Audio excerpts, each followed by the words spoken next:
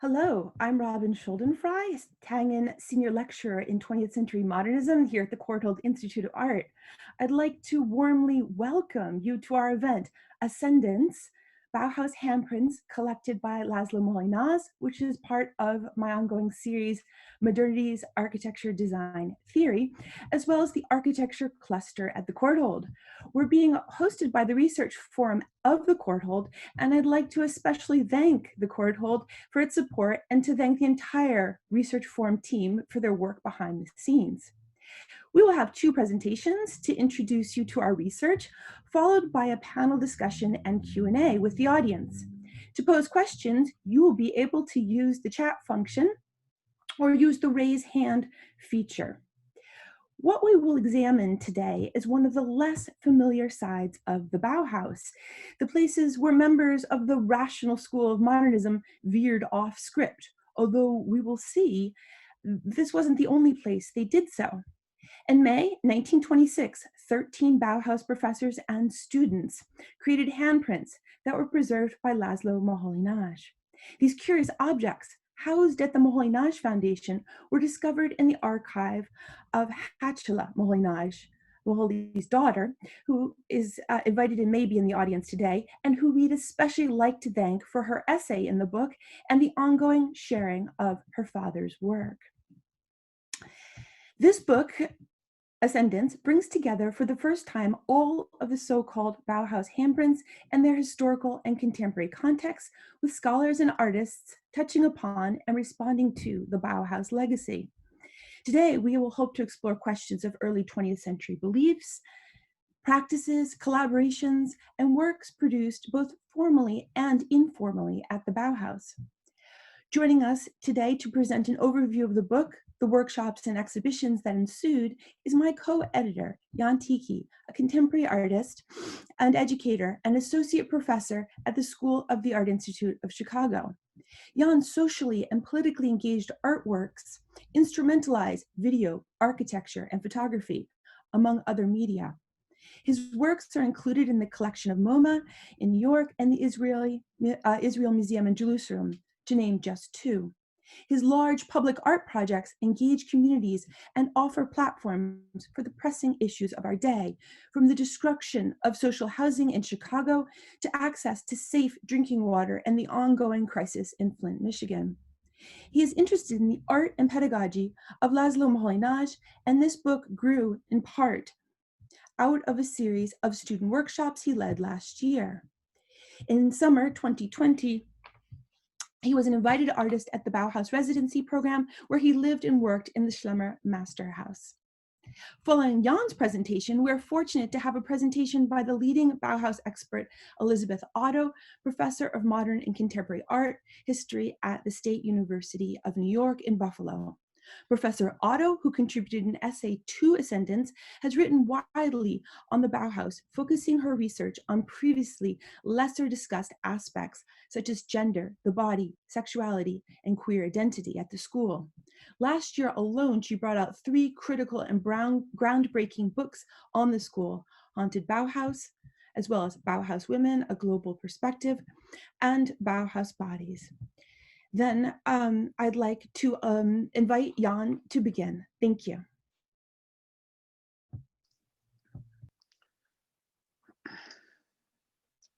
Thank you, Robin, for the introduction. And hello, everyone. Thank you for coming.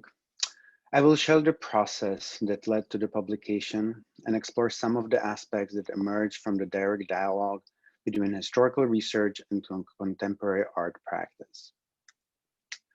My active relationship with the work and education of László Moholy-Nagy started with a number of projects and exhibitions under the umbrella of Chicago Makes Modern, a year-long project and publication created and edited by Mary Jane Jacobs from the School of the Art Institute of Chicago. While designing the exhibition Chicago, an Education of Senses at Loyola University Museum of Art, I was given an unprecedented access and creative freedom to work with Moholy-Nagy time-based work. Reimagining and reproducing the unused film material that I was left with led to the internationally exhibited Things to Come, 1936-2012, and subsequently to the invitation by Kornfeld Gallery to come to Berlin for a summer residency to examine these histories from the European perspective. Summer 2016 in Berlin was a time of major migration movement through Europe. While refugees from the Middle East were arriving to Germany with everything left behind, my research into Moholy's year in Berlin came across another refugee story that hit close to home. Robin's research and publication on the fate of Lucia Moholy's negative resonated with everything that was happening outside the window. In 1933, the Jewish Lucia Moholy had to leave Berlin in a hurry, leaving behind all of her work on glass negatives. She did not know that Walter Gropius managed to take with him to America, or that he used them to produce the famous Bauhaus MoMA show in 1938. She was able to get some of her work back from Gropius in '68 through a lawsuit. 330 plates, unaccounted for in her meticulous notes, were still missing. The exhibition Weight of Glass at Kornfeld Gallery later that year attempted to use Lucia's missing negatives narrative to contemplate about the current situation on European borders. Where are the 330 missing negatives plates that never made it back to Lucia in Zurich? Robin and I started to speculate about the different possible trajectories and decided to find as many as we can. Kunsthalle Praha, the new private art institution in Prague, decided to support this long-term research effort, and have been working for the last 3 years to locate and document any of the missing plates. The daughter of László Moholy-Nagy, Gertrude Moholy-Nagy, was generous, as she always is, to invite us to study and document Lucia's plates in Moholy-Nagy's estate in Ann Arbor. Every Moholy-Nagy historian, biographer, documentarian, or curator will tell you that the warmest and most accessible place to learn, study, and research Moholy is at the Foundation in Michigan. And such was the moment when Robin came across a folder with colorful handprints with some fairly familiar signatures. The suite of the prints starts on May 13th with the red brick color handprints of Gork and El Muche, the famous painter and architect, and his wife. We knew, of course, that Moholy was using his hands in his art frequently, in photographs in particular. The signed and dated palm prints were surprising nevertheless. Who were all these people, and for what purpose did they make handprints in the second part of May 1926? Hatula shared with us that there was no relevant entry in diaries of her father during this particular time. But before we continue to see more of the handprints and the people behind them, let me share with you another treasure that emerged from the folder together with the handprints and suggested a certain reading of them. This is the first of the 3 known horoscopes that Moholy-Nagy commissioned for himself just 3 months after the handprinting. So who were the people behind the handprints? Thomas Grote was a ceramist, Moholy's student in Weimar, and a fellow faculty in Dessau. We don't know who were Mina and A. Luhers. They do not come up in any Bauhaus student list, but all the rest were either faculty or students at the Bauhaus Dessau. The architect and designer, Marcel Brauer, doesn't need an introduction. Brauer is the only one that did not date his handprint. He was certainly aware of the power of the image of his palms before, as well as after the printing in 1926. The head of the metal workshop in Dessau, Marianne Brandt, was like Thomas Grote, Moholy's student in Weimar. Brandt and Grote, powerful female figures of the Dessau era, have probably printed together on May 15. Another Moholy student, Hilde Horn, primarily known as the subject of the famous series of photographs, Sailing, from 1928, printed with Moholy on May 20th. The sequence days and seemingly random Bauhausler names might suggest a social interaction diary of a sort. The designer and silversmith Hans Persenbell was the last one to make the handprint in this suite and the only one who printed in black. I will read now from Hatula's text a little history of the handprints that she wrote for our publication to give us the historical timeline of what we know so far. At some point, Moholy gave reddish-brown print of his right hand to Walter Gropius, with a dedication written on it. This handprint is now in the collection of Bauhaus Archive in Berlin. Moholy kept the other print in the pair, which is interesting because it reveals his deformed left thumb. He had been wounded by shrapnel during his military service in the Austro-Hungarian army during World War I, and his left hand rarely appears in pictures of him. After Moholy left Bauhaus in 1928, the handprints traveled with him to Berlin, London, and subsequently to Chicago.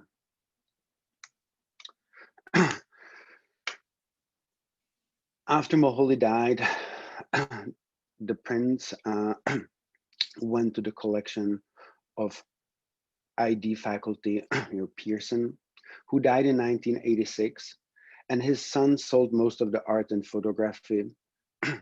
In 1996, 13 of the handprints were auctioned by Sotheby's, New York. In this group was the print of Moholy's left hand. Miraculously, I was able to make the contact with the buyer who lived in Paris and could request a color copy. Sotheby also provided Xeroxes of all the other prints. The copies from Sotheby's were in black and white, but thoughtfully annotated with the colors of the originals.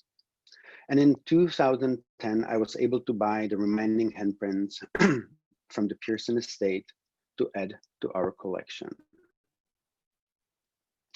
The Xerox copies initiated for me the production-reproduction process that Lucia and Moholy had with the apparatuses of reproduction, and that Hatula and myself started when she allowed me to cut the footage of light playing for the installation in Luma, and to reproduce the lost footage of things to come, both of which we saw earlier.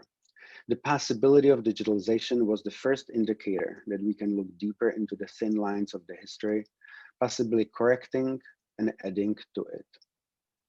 The Sotheby's Xerox copies were in most cases the second hands to the original, providing additional information like the dates here, but also possibility of digital reconstruction that this type of line-based and monochromatic image seemed to allow, and creating a full color set that could live together again in one place, like our publication. Vasilis Kandinsky printing session on May 29 provides additional clues to this story. Kandinsky apparently made several prints that date with the same green color, but on a different sized paper. This print, donated by his wife to Centre Pompidou, appeared in Bauhaus' unrelated exhibition last summer.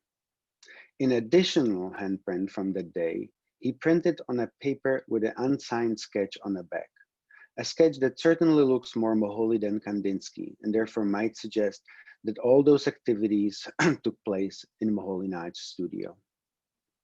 Installation number 30, Lucia, was part of the exhibition at Akademie der Kunst in Berlin that opened the Bauhaus Centennial celebration, and I wanted to bring at least one of the handprints for the centennial moment in Berlin. Hatula generously loaned us the Moholy green right handprint, and I have built my second solo show with cornfield around it, thin lines. The possibilities of production, reproduction allowed to take this lost project forward and to contextualize this research in contemporary art and education setting, as was the original one in Dessau. I was interested in connecting these histories to the present time and the Bauhausler to their living counterparts, contemporary artists and educators like us. Can we touch and begin being touched by the histories? Can we read the future? As an artist and educator, I was interested in unpacking these ideas with my students and colleagues. By chance of luck or not, I realized in early 2019 that during the second part of May, the time the original handprints were produced, I will be working with 3 groups of students that could connect through the handprints to the thoughts and practices of a similar group in 1926. My photo graduate seminar at the School of the Arts of Chicago had their final critiques planned for May 11, and I brought with me the reproduced handprints. We all printed in yellow color on top of a Bauhausler we each picked, each touching a hand of a fellow artist from a century ago. The next day, I flew to Modena, Italy to conduct a masterclass at Fondazione Fotografia Modena Bring the Chicago prints with me. With the Italian artist, we printed in blue on top of the yellow. They were connecting not just to Bauhaus, but also to their Chicago peers, asking similar questions about their future as they were both graduating classes. We printed on May 15, aligning with Marian Brand and Thomas Grote. From Modena, I traveled to Hradec Králové in Czechia to conduct cyanotype workshop with the students in the art and education program at the local university. On May 20th, like Horn and Moholy, we printed the last layer in white color over the Modena blue. The printing on top of each other was meant primarily as an act of connecting, touching, feeling, a starting point for a deeper dialogue. But the images we created were beautiful and visually more intriguing than the originals. The new originals, as they become known, were born, collapsing into themselves generations of Bauhaus educational heritage. The more meaningful engagement with the Bauhaus that each of the contemporary artists printed themselves on came in the form of creative dialogue, starting with the gifted Sotheby's Xerox copy of The Other Hand. Some of the artists worked directly on the handprint.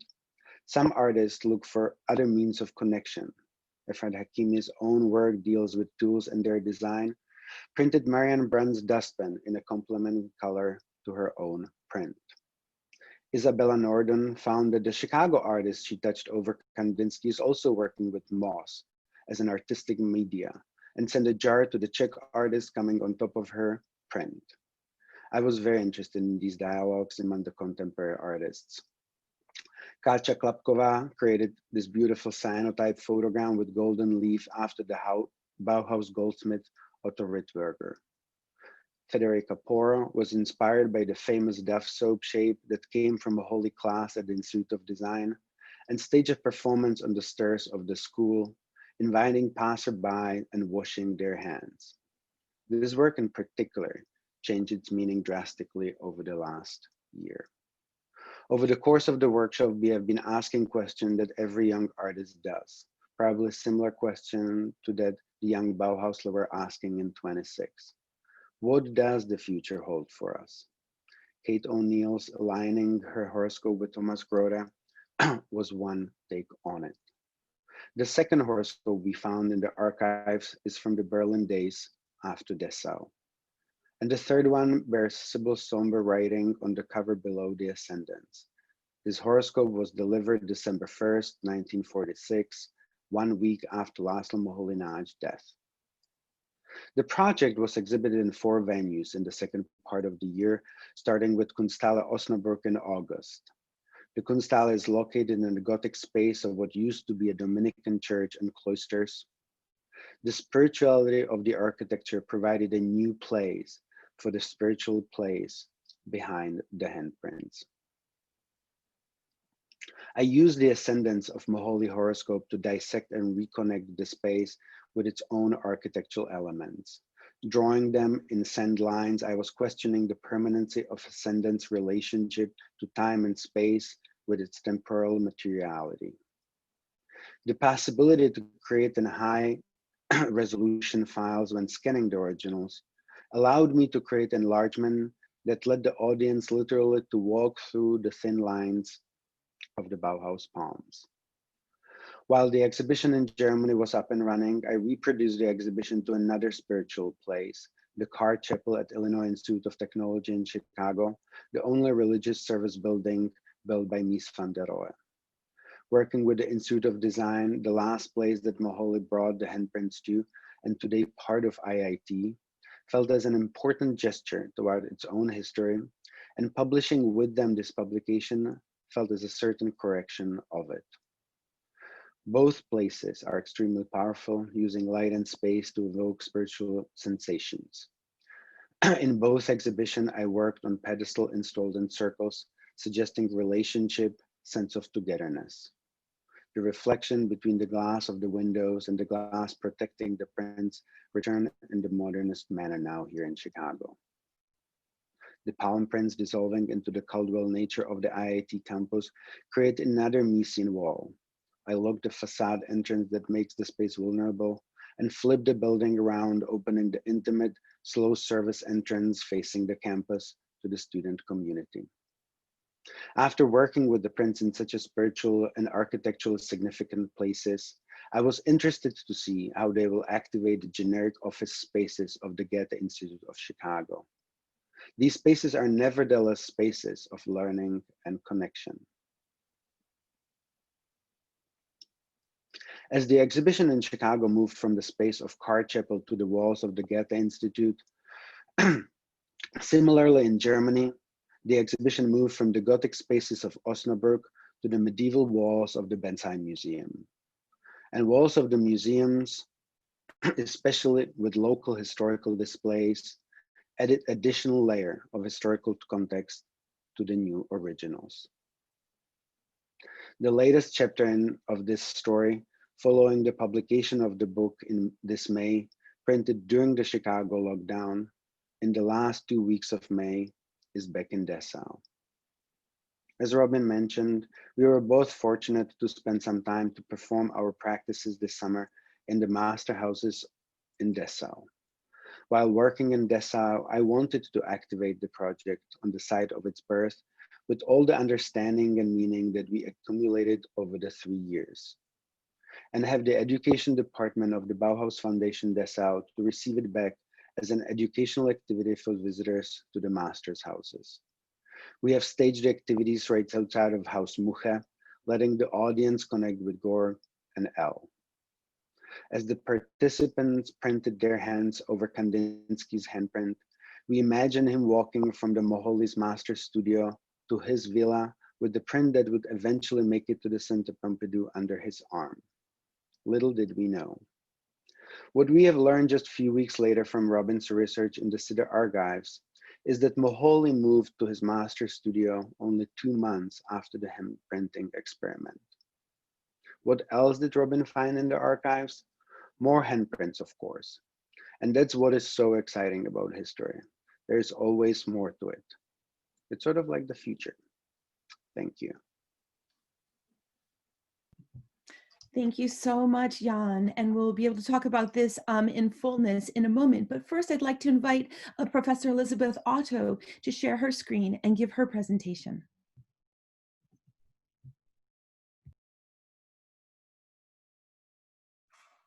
Hello, everyone. I'm just sharing my screen.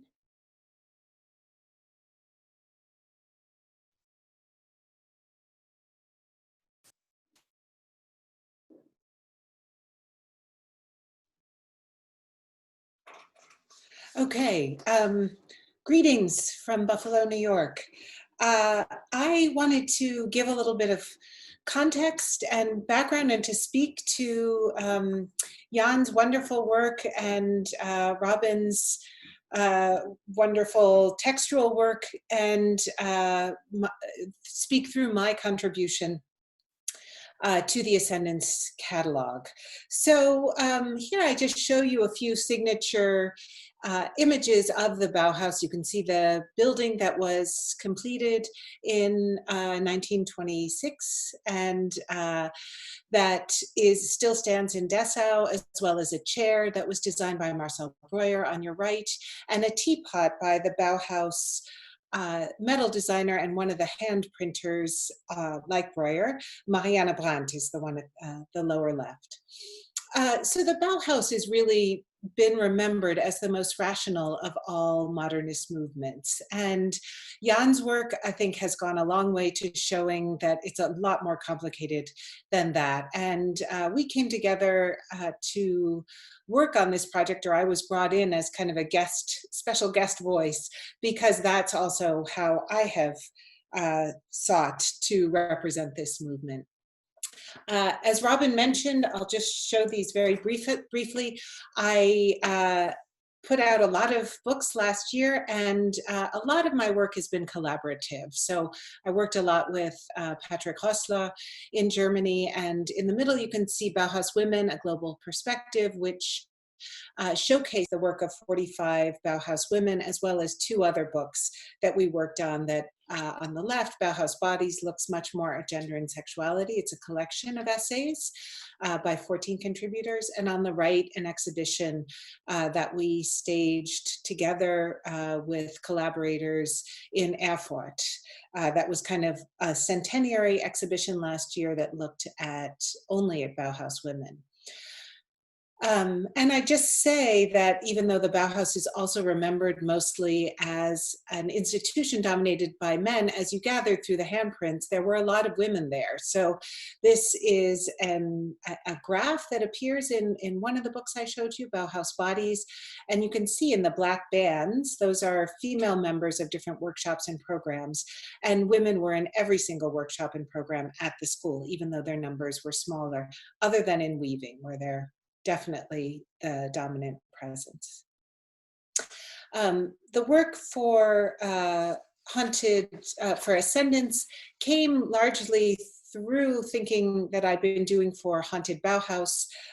So I just wanted to show you that cover. Okay, so for context, these the first 2 images I'm going to show you are much earlier than the Bauhaus. And I'd like to take you back to the 19th century, where spiritualism was a major influence, one of the most major religions, and spiritualism is a religion in which people believe it still exists today, that the dead are not gone, and that it's possible to communicate with them and to receive insights through them. And what I show you here is not a spiritualist image. I'll have a few of those in just a minute, but an X-ray. And I think we should remember that what we see as sometimes a very strict division between religion and science was not so for people of the 19th century. So in 1895, when Wilhelm von Röntgen created an X-ray image like this. This shows a right hand being X-rayed with a ring on it, that this was part of a whole bunch of emerging new forms of visual technology that revealed things that people knew were there. So this image was one of the most popular images to reproduce in the later 19th century. It appeared everywhere. Everyone was talking about it. Supposedly von Röntgen's wife, when she saw this image of her own hand, screamed, "I have seen my death." You know, the idea that science could bring the living and the dead closer together and could reveal worlds that were sort of, we sensed were right there, was very prevalent. Parallel to things like X-ray or new forms of microscopy that revealed new layers of living cells and tissues that we hadn't seen before, spirit photography was a major use of the medium. And images like this, which is supposedly showing a spirit's hand materializing, were very common, and it was really, even into the 1950s, and even in some ways to our own time, considered a way of showing this unseen world around us.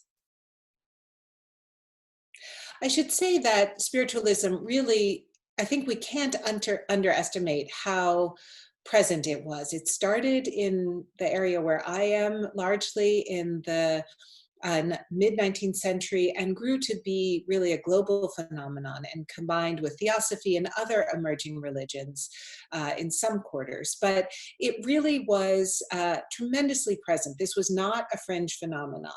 And so there were hundreds of groups, unofficial kind of meeting groups, sometimes more official meeting groups, but also stores and presses and other things that were making this, that made this available to the broader public.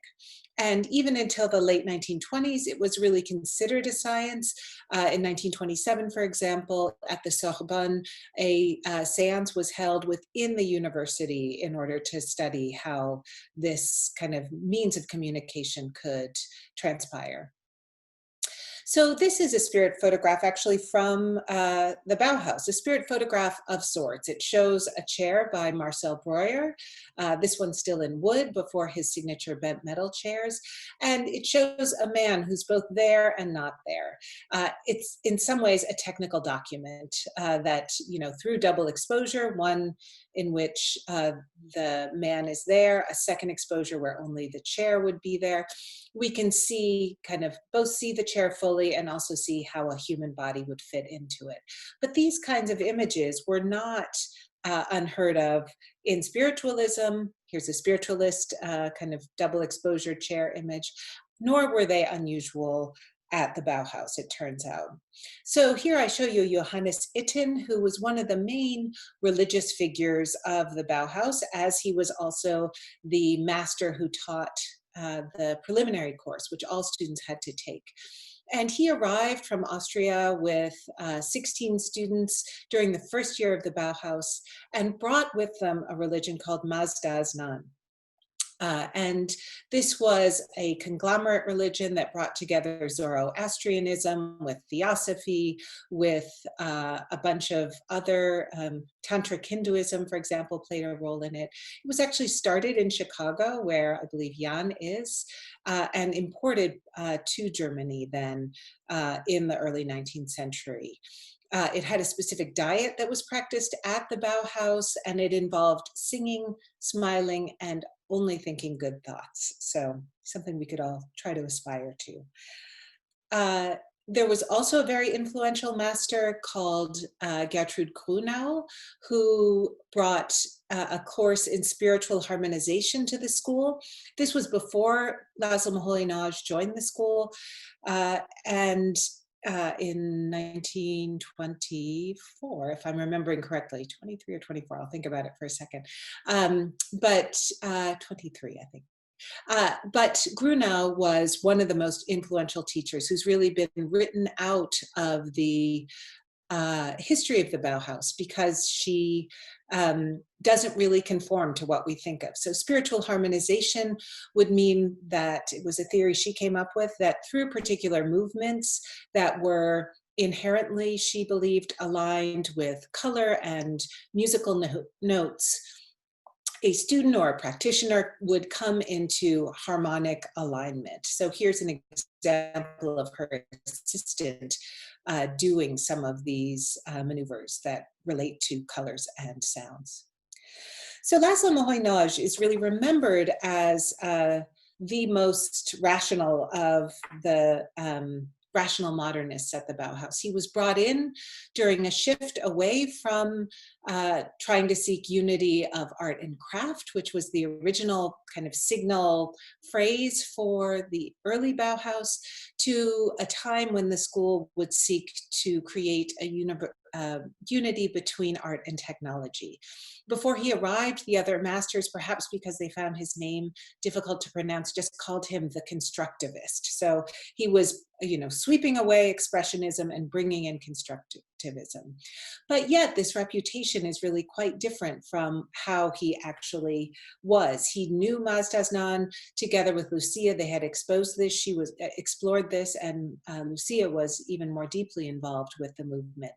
And he was interested in things like spiritual alignment, meditation, and other things that come out through a project like the handprints.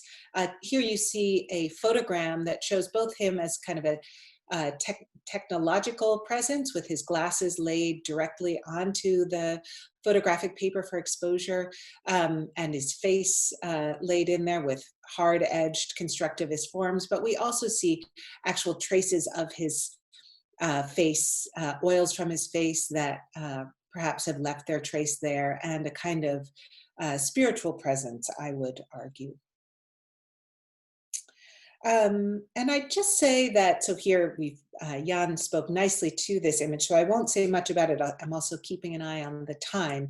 But I will just say that even though there's this shift within the Bauhaus, the spiritual presence continues there until its very end. So someone like Jost Schmidt, who's really remembered as a relatively sober and to the point graphic designer, actually taught chakras and yogic theory in his base course until the closing of the Bauhaus in 1933.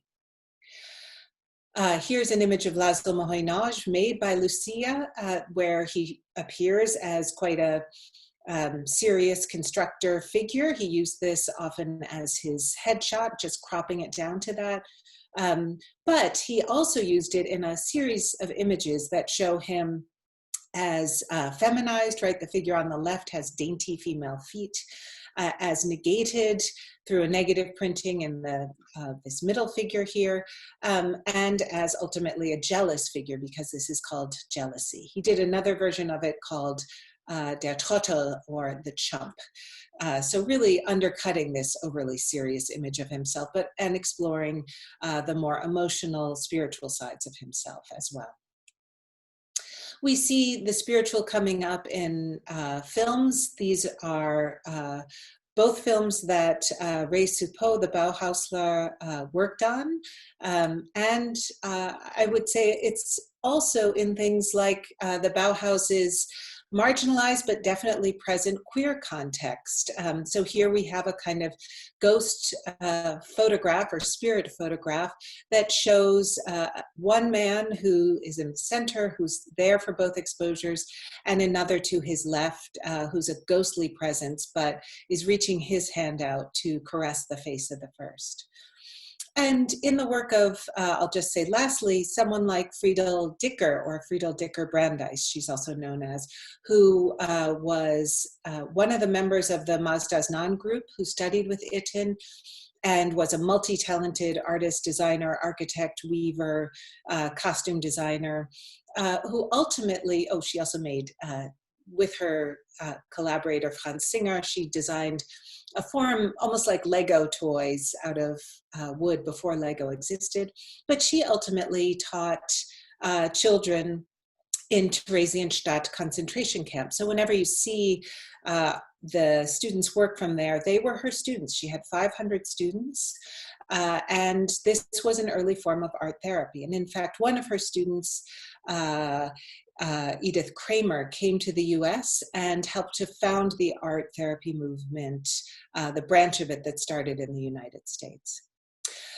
So, in conclusion, I would just say that that the handprints that Jan and Robin have found and that Jan has reworked are really an inherently Bauhausian project, even though we might not think of them as such. And their collaborative nature, the way he's working with students across time and space and colleagues, is also completely like the Bauhaus, which was a place that saw itself as full of Bauhäusler, whether they were masters or students, that there was a kind of equality to this that shows up, I think, in the layers of the hand. But most importantly, this striving for a kind of abstract spiritual inquiry and for meaning that appears both in the visible and in manifestations of what normally is invisible is also inherently Bauhaus. So I congratulate Jan on this wonderful project and for Robin as well, completing it also during COVID, a time when we are separate but connected also in a new technological way. Thank you. Thank you so much, both Elizabeth and Jan, for those wonderful presentations. I'm hoping you, members of the audience, have a much better sense of the project, but perhaps the project has also spurred questions, ideas, thoughts that you would like to contribute to the discussion. You can do so in two ways. You can just type a question or a comment into the chat function, or you can use the raise hand function, which I really would encourage you to do, and ask your question to the group. I'm thankful that we can all actually come together in this way. We are between members from LA all the way to Israel, able to be joined by this technology in a way that occurs to me that Moholy-Nagy himself would have really appreciated, but also the sort of magic of it all, conjuring it at the same time, how we can all be in the same time and place. We have our first question from Karen, and it says, and this question is, this reminds me of Man Ray and Dora Maar. Any connections? Jan, do you want to talk about perhaps any connections to at least Man Ray, perhaps also Dora Maar? I'll say in London there was just an extraordinary Tate retrospective of the work of Dora Maar. Those of you in the audience who didn't get to see it, at least in the London audience, I believe is an excellent exhibition catalog that I really fully endorse in terms of its really huge contribution to the field. Or Libby, Elizabeth, if you had any sort of ideas also. I think in a sense of Man Ray, if the connection that we would be drawing there is through the use of a hand with his primarily photograms, or in his case, rayogram practice, sure. I think that so many artists are using their hands, their touch, their marks, their markings. I mean, we have been doing it ever since, you know, we have started to mark the walls of the caves that we lived in with our hands and with our palm prints. So I think that these connections can be certainly drawn there. Libby, do you have other thoughts? You know, I don't know that any of them met each other at this point. I know Man Ray later knew a number of Bauhaus members and worked, for example, with Albert Flacon. He came to be known in Paris in the 30s when he was, you know, there in flight from the Nazis together with his Jewish wife Lotte Rothschild. So I come across names that they knew each other later, and certainly, but I think this overlapping technology of the photogram with László Moholy-Nagy and Man Ray, in some ways both often claimed as originators of it, Christian Schad as well. There I definitely see it as well. But beyond that, yeah. Write a paper on it. I think what's really interesting is these particular Moholy-Nagy photograms where his fingerprint, his hand is actually then in the surface of the photogram itself, because it extends the layer between the sort of not using a cameraless image where it's sort of the hand is away from the clicking of the shutter, then imprinted again on the surface. This reminds me also of this long trajectory, which Johannes pointed out, between the cave paintings and traces of the hands, one of the earliest ways of making your mark and leaving your mark. Those of us who enter the UK through the airport, you know, of course, we get our fingerprints scanned, and not only in the UK, and leave our mark in that way for, of course, much more identification processes, until also today, this kind of emphasis on washing our hands and the works in that way today. And so the sort of many ways in which the hand has really been important through history. We have a very couple of interesting questions here in the chat. The first one that I want to bring up comes from Sam, and this is the question: do you know if the hands were read in any way, or if there have been any interpretations made or found from the palm readings themselves? Now, I personally, in the archive, did not find any evidence or ways in which that was documented, because of the way Moholy-Nagy died tragically and early from leukemia. many of his papers were, some papers were at the time very understandably not understood to be as important as others. So there well could have been documentation there that did get lost when the school, which also moved many times around Chicago, before an archive eventually was made by the Moholy-Nagy Foundation, and really from the work of Moholy-Nagy's second wife, Sybil Moholy-Nagy, and then of course the careful work of his daughter Hatchela. There could well have been interpretations, and it would be interesting to actually try to compare that with other 1920s readings of the period. Does anyone know more? I would just say I don't know more about these having been read. I think they would have been taken seriously as having information to reveal. Marianne Brandt was actively collecting handwriting samples for a friend of hers who had a library, and would send information back and say, Otto, I think referring to Otto Richter, your new colleague, he has these characteristics I can see from his handwriting. So I think one could assume that at least this was discussed. Whether it was written down, we may never know. Jan, do you have more to add, or? No. The other question related to this one is about the horoscopes. And with the horoscopes, they are in a folder or sort of packet with very careful descriptions of what is to come. And so the horoscopes are not just the images we showed, but also in some of the works that Jan made. Also, the entire horoscope is reproduced in the museum setting. And those are, again, at the Moholy-Nagy Foundation. And so you can read about the horoscopes, if not the palms. A question for Elizabeth, if you could maybe also elaborate on the function, if there was one, of yoga at the Bauhaus. Sure, yeah, and I'm just looking at the chat about a couple of things.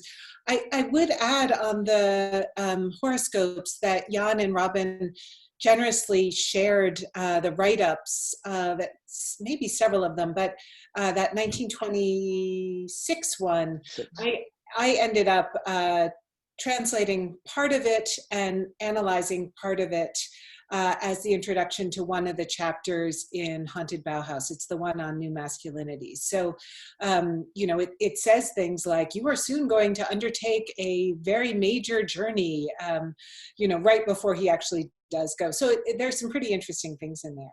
Mm-hmm. In terms of yoga, I just know that they were interested in it, that they were practicing various different kinds of movement. There's speculation that they may have done yoga somewhat like as we know it. One of the recent made-for-TV dramas in Germany kind of showed lots of active yoga going on in Itan's circle, but that's not necessarily exactly what they were doing captured.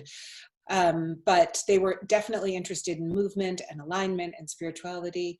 And I just saw that someone also asked about cinema and spirituality, and Robin and Jan, you may have something to say about this, but Laura Fram at Harvard has been doing great work, and also Thomas Toda, on the role of film at the Bauhaus. But they were doing some really interesting things also that bridge this divide, I think, between the spiritual and the constructivist. So maybe a stick on a kind of swivel base that would, be a stick, and you could take photographs of it and you'd see kind of stop motion, but it could also become a shape in space. Ray Suppot was an amazing figure. We wrote about her in Bauhaus Women. She appears in Haunted Bauhaus, but she, there are these surrealist, ethereal experiments that a lot of people are taking part in, including Bauhaus members. Yeah, and just a little footnote on that. I'm sure many of you in the audience will be familiar with the Hans Richter Ghosts Before Breakfast, and sort of the play on surrealist, or it's a surrealist film with top hats and things, everything going awry at breakfast, but using much of the same sort of trick photography and cinematography that had been used from the moment of the birth of cinema. I think in many ways sort of parodying some of the more serious aspects and beliefs of the period as well. And if I can just add, Richter was married to Ray Suppot before she was named Ray Richter then. So, you know, she has really been written out of a lot of these things. And to bring it back to Moholy-Nagy, his black, white, gray, you know, with the light, often gets called the light space modulator. He didn't call it that, but you know, this beautiful, strange, unusual form of visuality is very different than what we tend to think of as a movie per se, but it's a really great use of film, I think. Mm-hmm.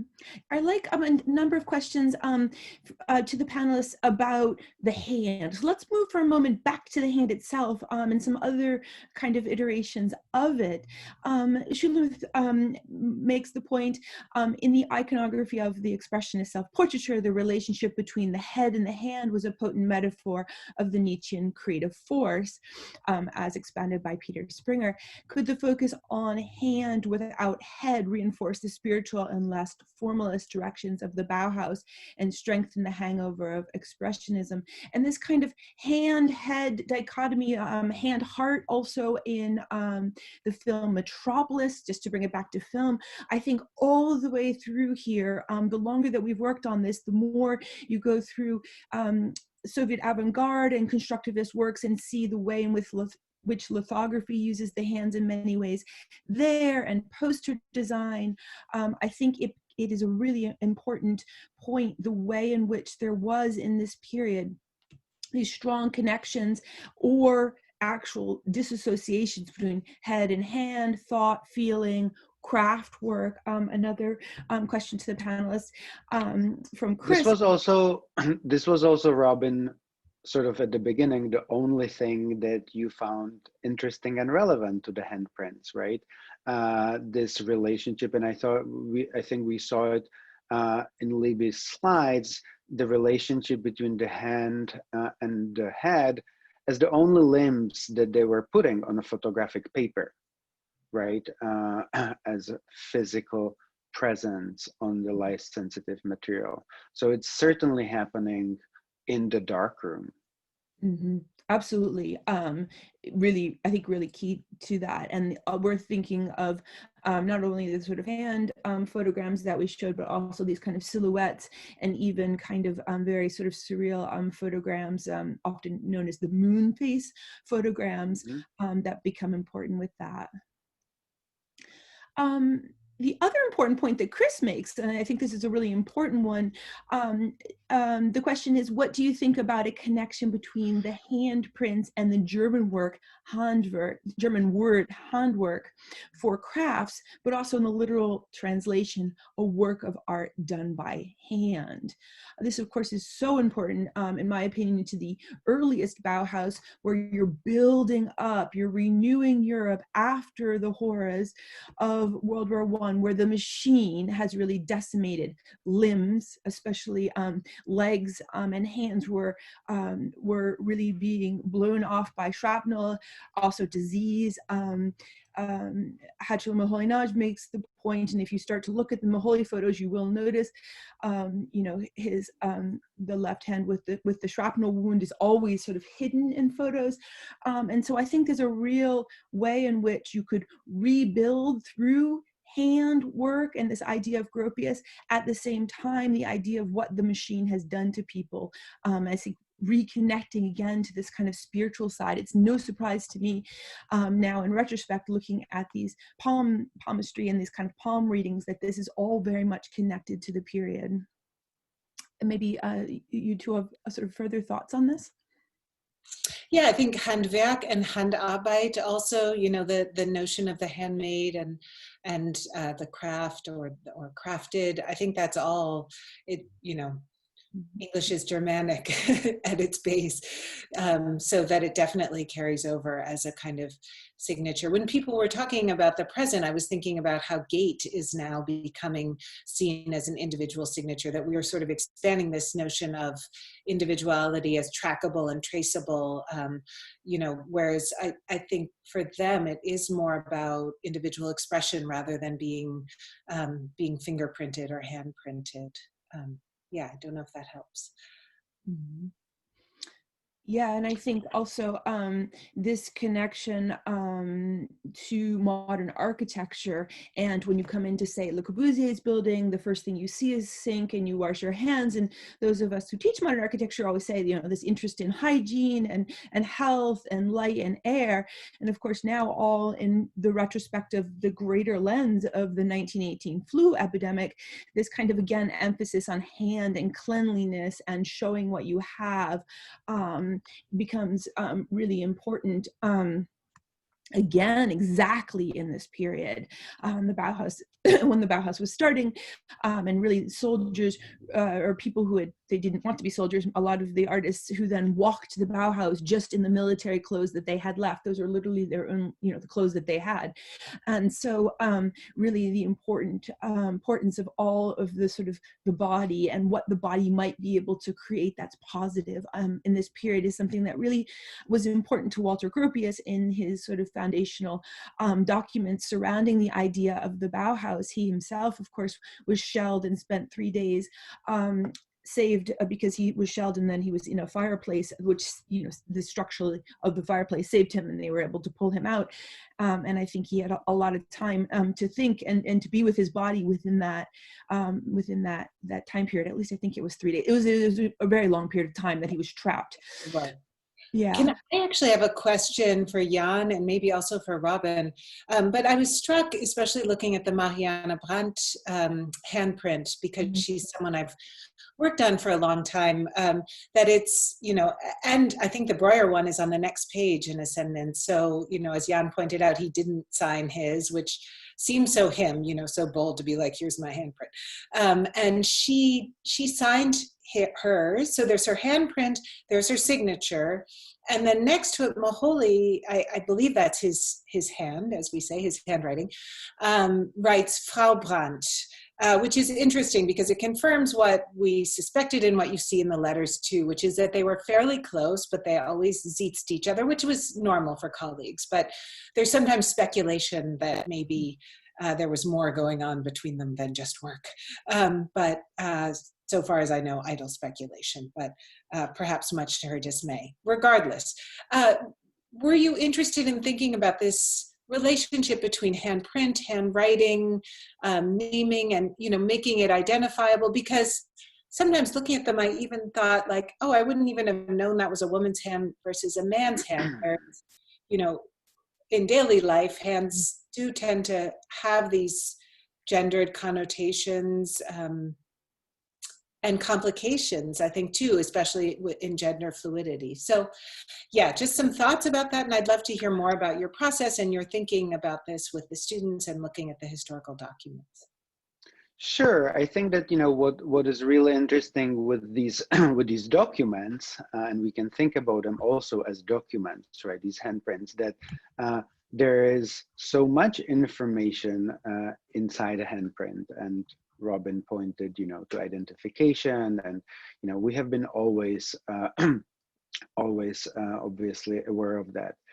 What is interesting that it doesn't really tell us much, as you are pointing, even in the sense like, are we sure that, you know, this is really female or male handprint?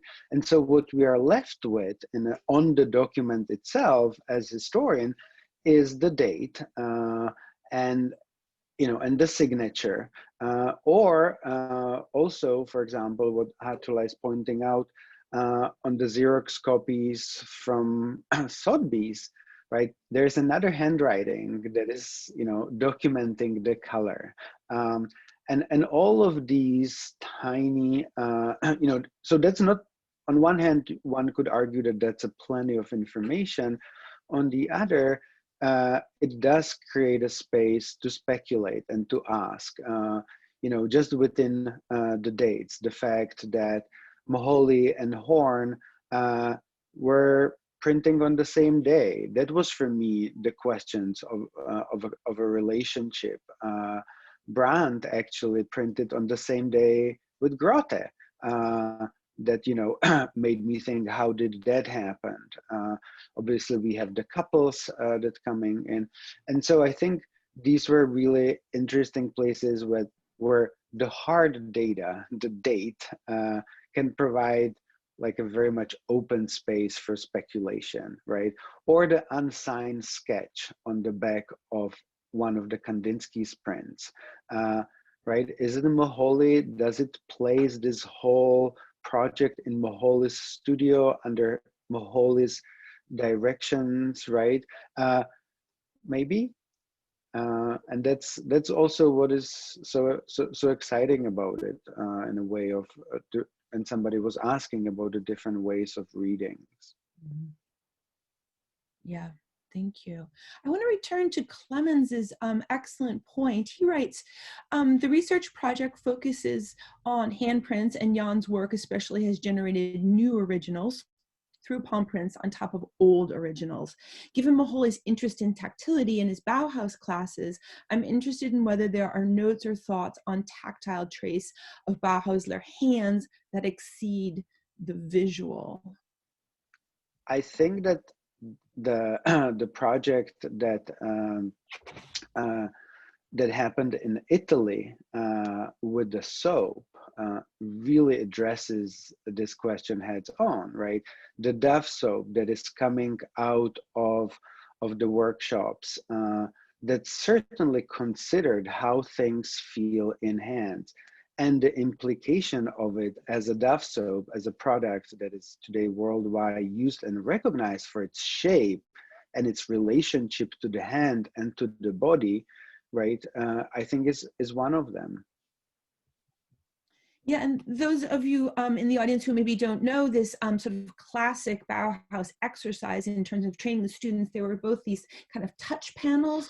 They worked a lot with blind students and really trying to create a tactile world. One of the earliest sort of fundamental exercises that Bauhaus students would do in Chicago and also earlier would have to hone a sort of abstract piece of wood and carve and shape until it was just a sort of wonderful abstract shape that felt good in the hands, that was very smooth. But these tactile kind of charts had things like upturned nails that of course were spiky, and then smooth things and rough things.